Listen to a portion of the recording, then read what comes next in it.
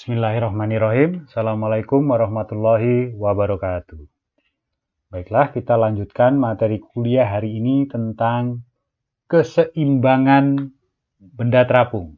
Ini judul babnya memang benda terapung. Tetapi di sini kita akan belajar keseimbangan benda di air. Apakah sebagian atau seluruhnya. Jadi tidak cuma benda terapung saja yang akan kita pelajari pada bab ini. Nah, terkait keseimbangan benda di dalam air,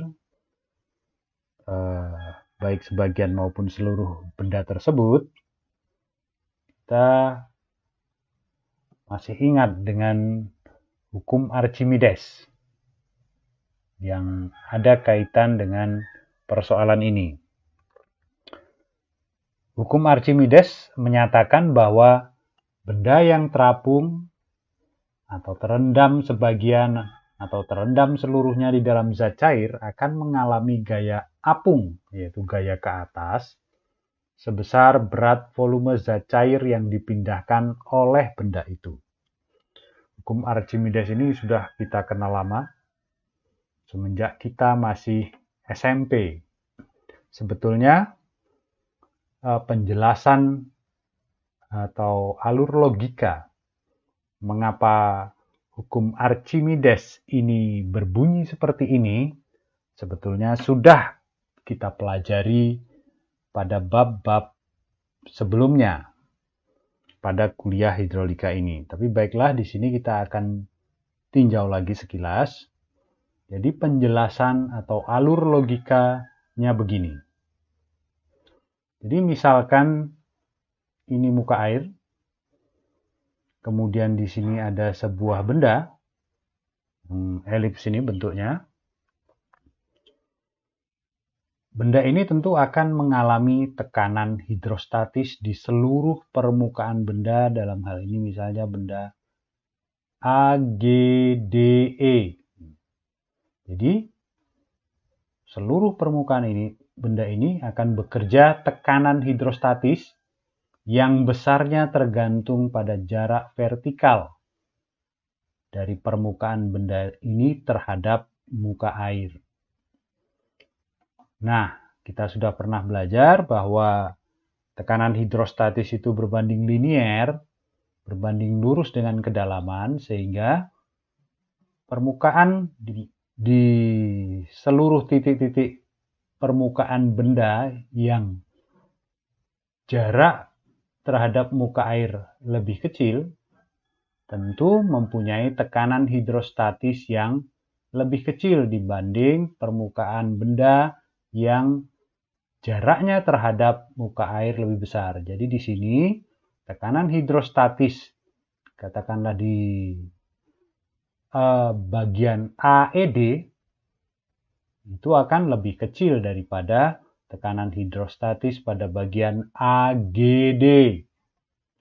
Akibatnya, karena gaya hidrostatis itu sama dengan tekanan hidrostatis kali luas tampang, atau F sama dengan P kali A, maka gaya hidrostatis yang bekerja katakanlah tegak vertikal, kalau kita tinjau arah vertikal pada bagian atas, yaitu FD, tentu akan lebih kecil daripada FU. FU ini gaya ke atas, F up, ini F down. Ini kalau kita lihat dari tinjauan vertikal. Kalau dari tinjauan arah horizontal,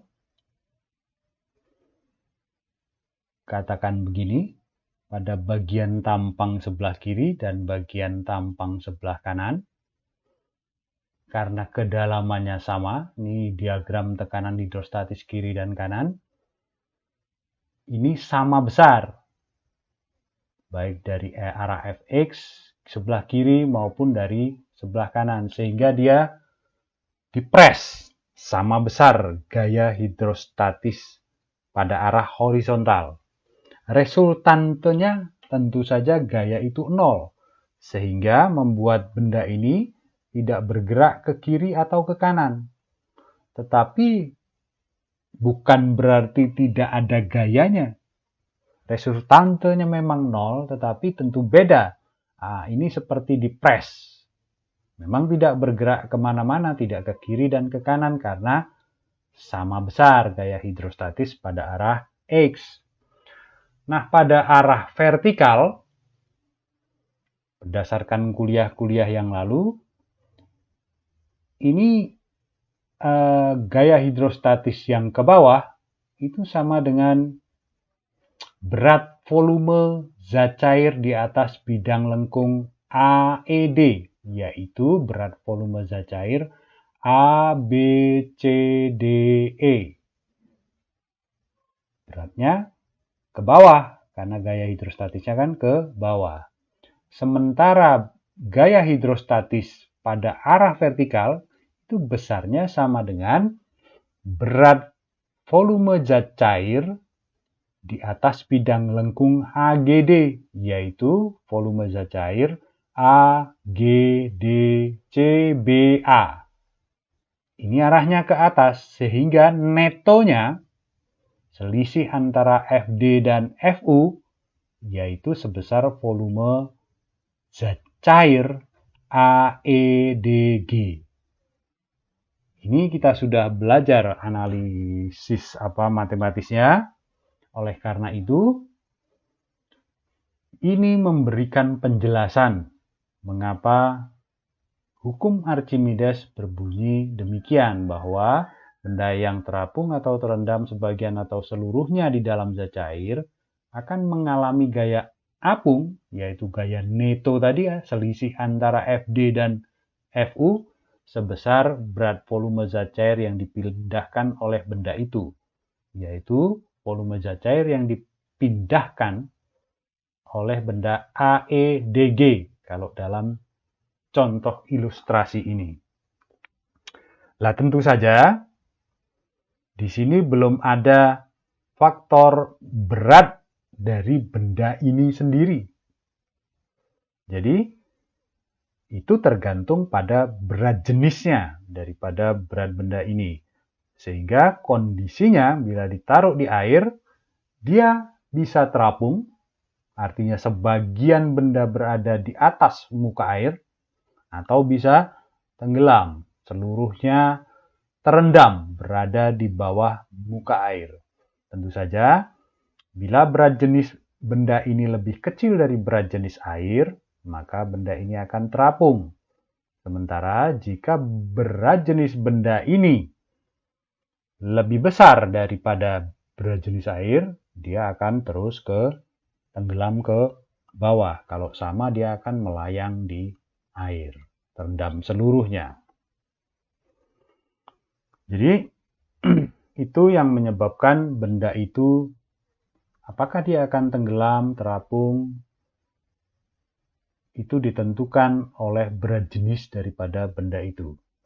Jadi di sini ada ilustrasi sebuah benda persegi, dia punya berat Fg karena gravitasi yang bekerja melalui titik pusat berat G. Sementara dari bawah akibat gaya hidrostatis timbullah gaya apung Fb, buoyancy, gaya apung yang bekerja melalui pusat apung. Nah, kalau kita lihat di sini muka airnya, di sini dasar benda, jarak antara muka air terhadap dasar benda itu disebut draft. Nah, pada kasus ini nampak bahwa benda ini terapung. Pada kondisi ini, F stabil dia, diam, Fg, gaya berat, itu sama dengan gaya apung. Jadi, di sini dia terapung. Bahwa gaya berat benda sama dengan gaya apung. Pada kondisi lain pun selalu demikian. Kalau dia stabil, diam, apakah ini misalnya D-nya lebih kecil sehingga katakanlah benda ini lebih ke atas gitu, draftnya lebih kecil, stabil, diam, sama, Fg juga sama dengan Fb. Kalau dia melayang, sama FB, FG juga sama dengan FB. Nah, kalau dia terus tenggelam sampai dasar badan air ini, ya tentu saja FG lebih besar daripada FB.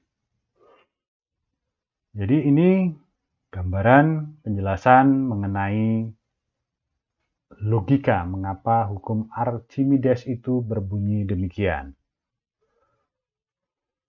Nah, sekarang kita kaji lebih lanjut mengenai stabilitas benda terendam.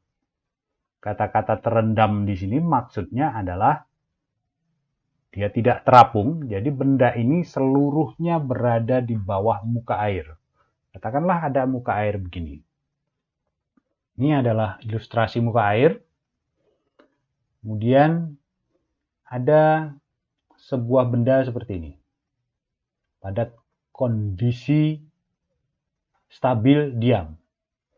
Di sini tidak homogen bendanya. Jadi yang diarsir sini ini berat jenisnya lebih besar daripada yang tidak diarsir, sehingga titik beratnya yang tadinya di sini bergeser turun ke titik G, yang tadinya B, Bravo, ke titik G. Akibatnya kalau kita lihat timbul gaya berat Fg dan timbul gaya apung Fb yang masing-masing bekerja melalui titik G dan titik B, yaitu pusat berat dan pusat apung. Pada kondisi ini, kalau dia stabil begini, sama saja Fg sama dengan Fb. Nah sekarang, kalau benda ini diusik, dikasih usikan sedikit, katakanlah menjadi seperti ini, miring, maka komponen gaya-gayanya menjadi seperti ini. Ini Fg mengarah ke bawah, Fb tetap mengarah ke atas.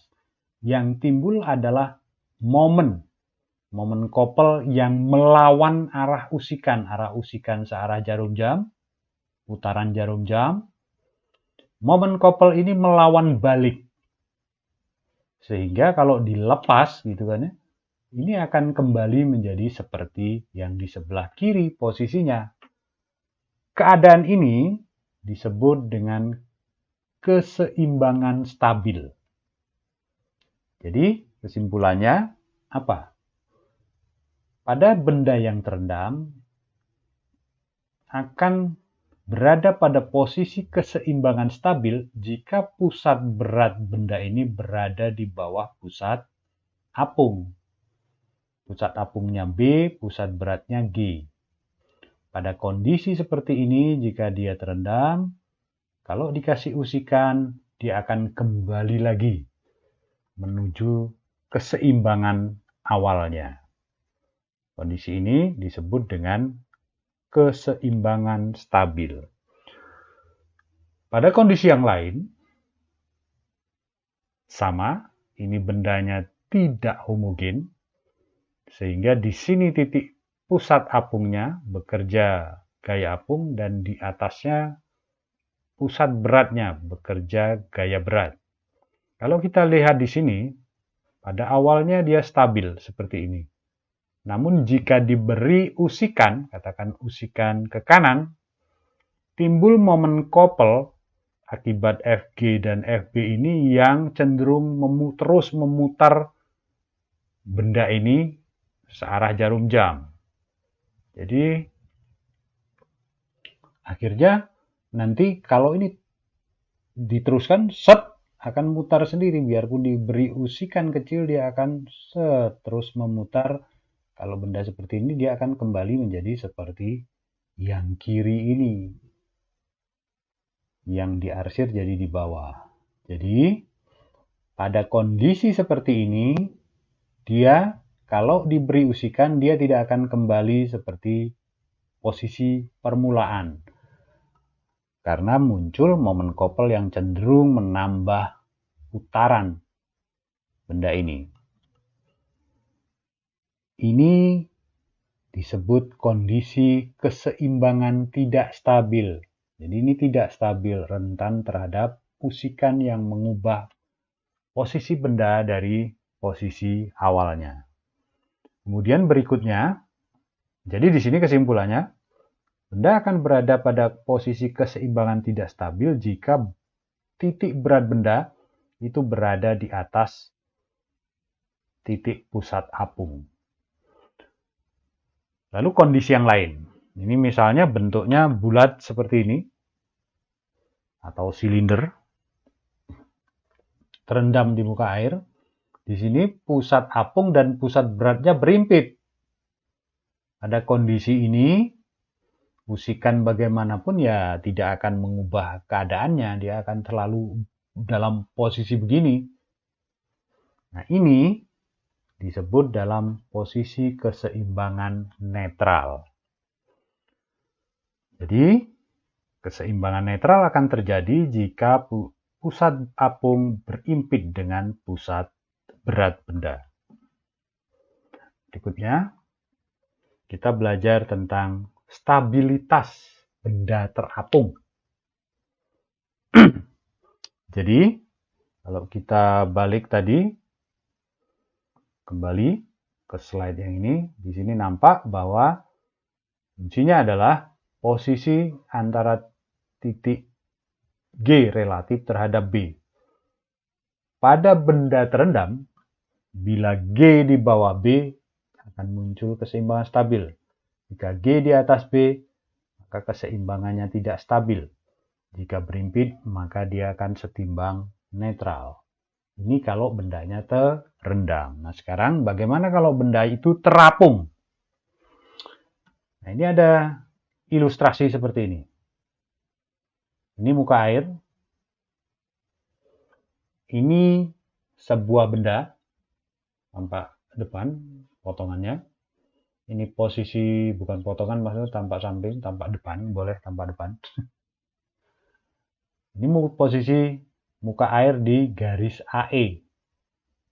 Di sini ada titik O, yaitu perpotongan dasar benda dengan tegak lurus FB, gaya apung. Di sini titik B ini adalah pusat apung, G ini pusat gravitasi atau pusat berat, dan di sini ada FG, gaya berat.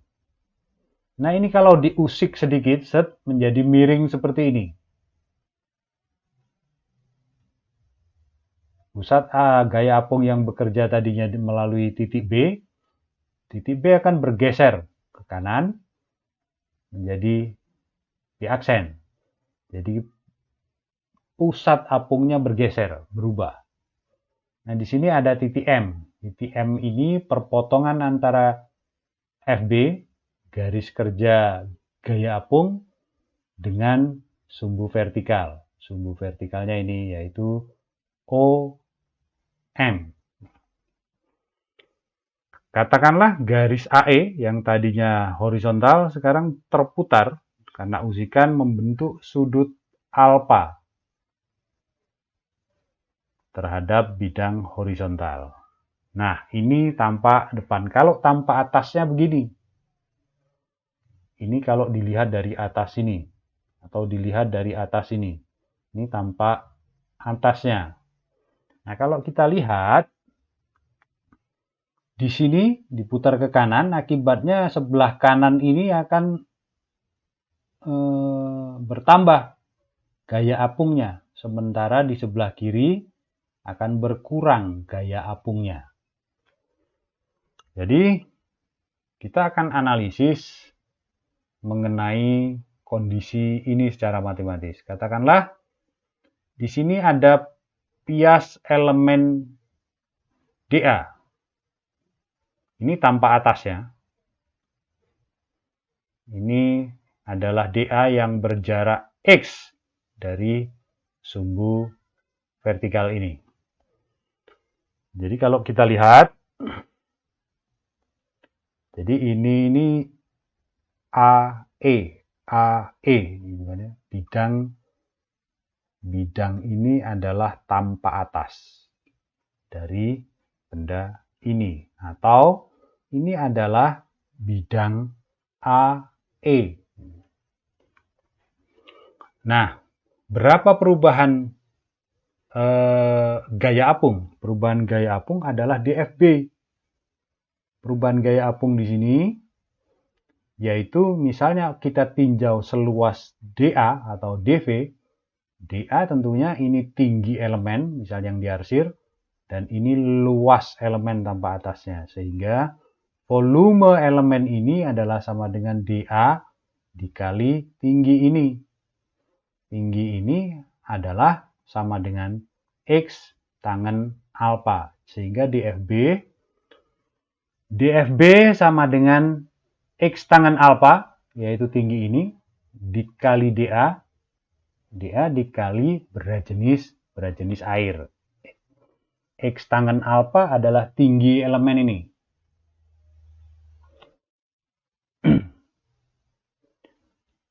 Jadi DFB sama dengan X tangen alfa DA gamma.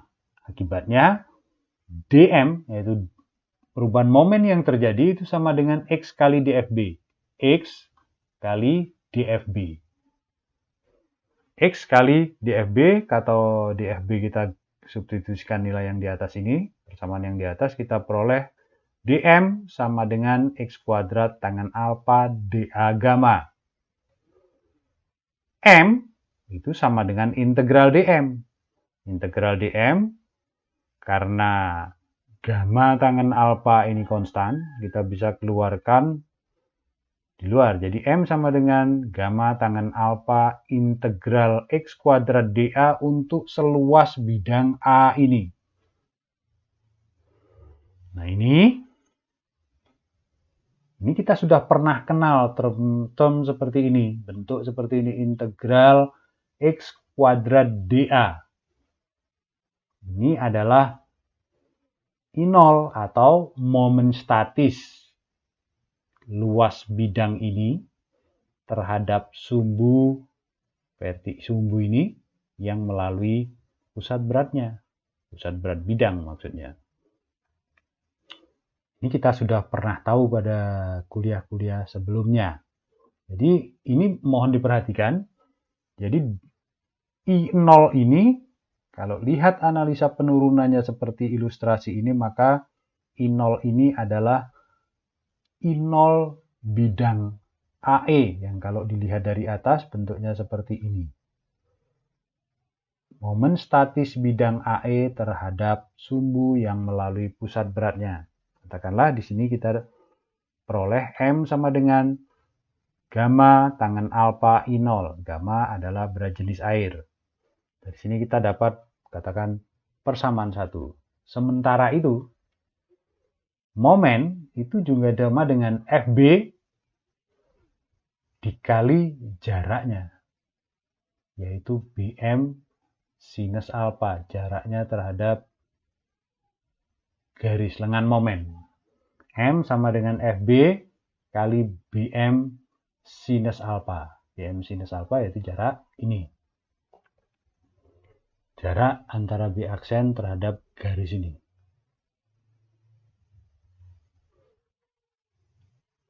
FB itu sama dengan gamma kali V. Sama seperti yang sudah-sudah, gaya apung itu sama dengan berat volume zat cair yang dipindahkan. Jadi sama dengan berat jenis air kali V. V itu tentu saja volume air ini, yang saya tunjuk pakai cursor ini. Volume air yang dipindahkan oleh benda itu. Yang kalau dikali gamma itu sama dengan gaya apung. Jadi M sama dengan gamma kali V kali BM kali sin alfa. Nah, kita punya 2M. Sehingga kalau kita samakan, kita peroleh gamma tangen alfa I0 sama dengan gamma V kali BM sinus alfa.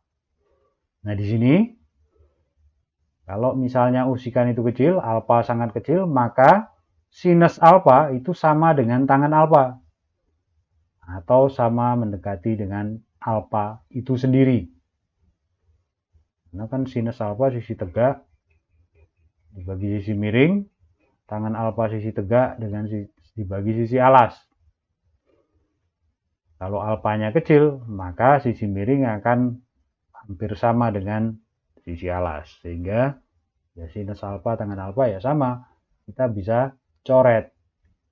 Kemudian di sini gamanya juga kita bisa coret sehingga kita tinggal punya I0V kali BM. BM itu adalah jarak. Kalau kita kembali di sini, BM itu adalah jarak titik ini, B dan titik M. Oke.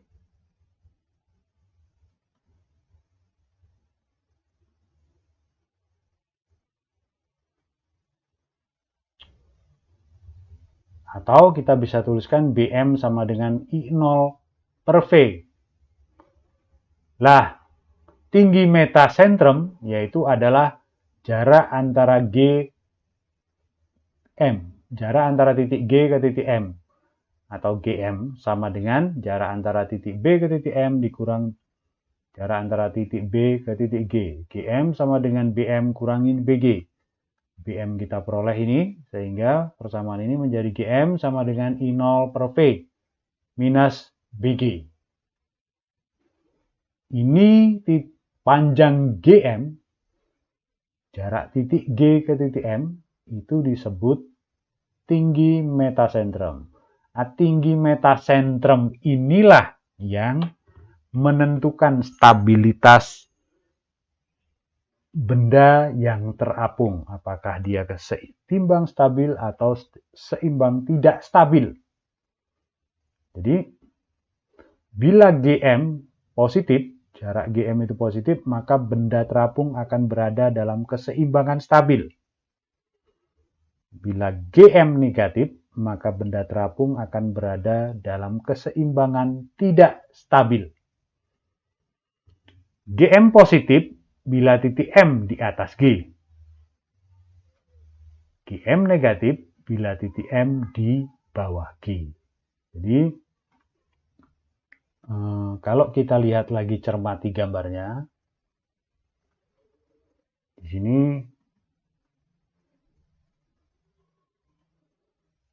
kalau benda terendam tadi, stabil, seimbang stabil itu bila titik G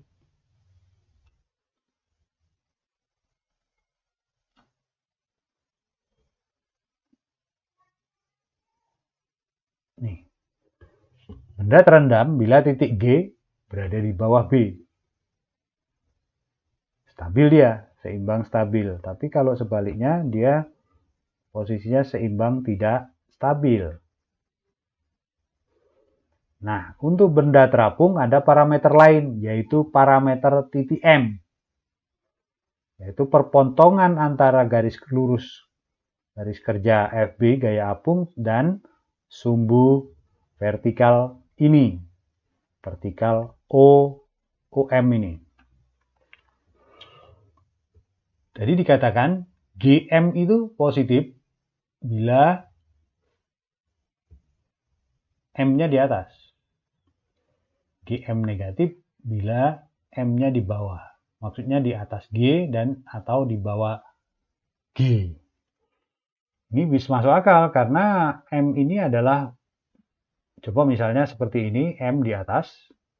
Goyangan ini akan menimbulkan momen couple antara FB dan FG yang bekerja melawan usikan. Dia akan memutar balik momen couple-nya sehingga dia bisa balik lagi untuk stabil seperti ini. Namun ini kalau GM-nya positif, artinya M-nya di atas G.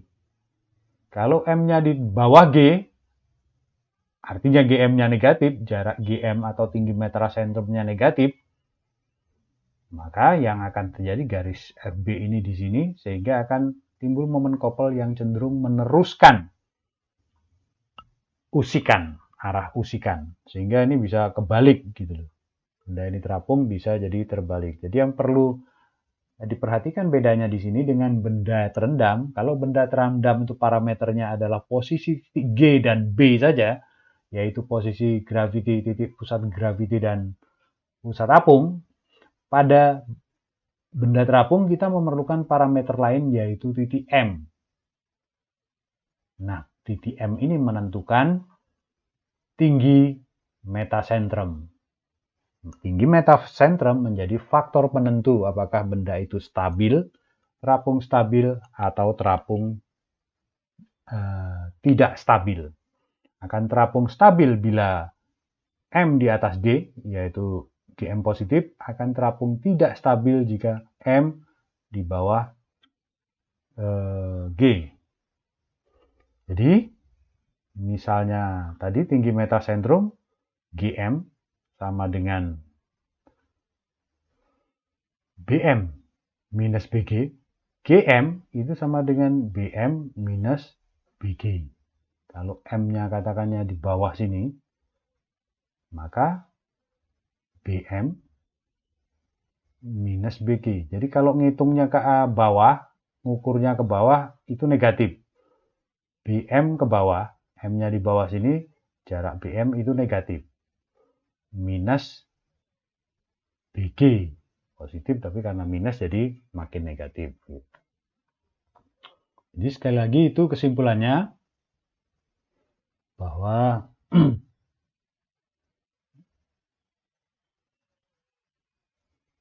apabila Gm, jarak Gm positif, maka benda terapung akan berada dalam keseimbangan stabil. Bila Gm negatif, maka benda terapung akan berada dalam keseimbangan tidak stabil. Gm negatif itu bila titik M di bawah G posisinya, Gm positif bila titik M di atas G. Nah, ini penjelasannya kuliah kita hari ini. Mudah-mudahan membantu. Jadi keseimbangan benda terapung dan terendam, bab ini sudah selesai kita pelajari. Dalam buku pegangan, misalnya Anda bisa belajar dari buku mana saja. Misalnya di buku Pak Bambang Triatmojo, di situ banyak sekali contoh soal. Silahkan adik-adik pelajari sendiri. Silahkan tanya kalau masih ada yang kurang jelas. Demikian kuliah kita hari ini. Mudah-mudahan bermanfaat. Segala kekurangan saya mohon maaf. Assalamualaikum warahmatullahi wabarakatuh.